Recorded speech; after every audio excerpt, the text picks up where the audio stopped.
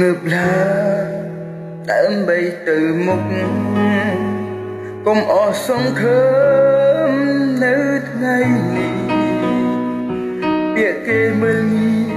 ទុកជាមេរៀនជីវិតនេះនឿយហត់លំបាកពេកហើយតាំងពីក្មេង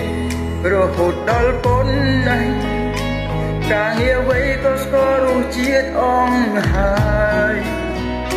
ពេលខ្លះគេមើលងាយពេលខ្លះគេជេរស្ដីពេលខ្លះគេវាយចំតាមចិត្តគេខើ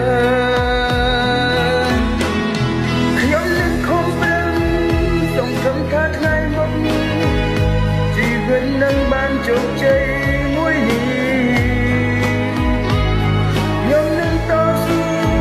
សង្ឃឹមមេឃនឹងដីយូរទៅមុខណាខ្ញុំបានជោគជ័យជីវិតខ្ញុំស្គាល់អស់ហើយ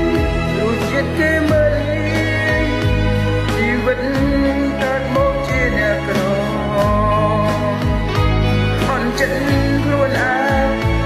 តែមិនតវ៉ាធ្វើមិនដេញវាសនាចាំមកបែបនេះ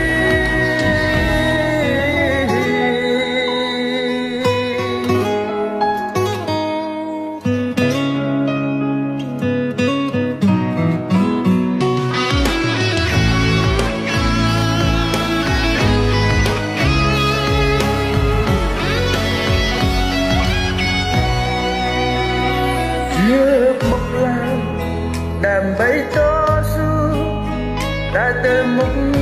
ឲ្យដល់ពេលលឿយហត់រាល់ថ្ងៃប្រាប់ខ្លួនឯងថាថ្ងៃមួយគង់បានជោគជ័យក្នុងជីវិត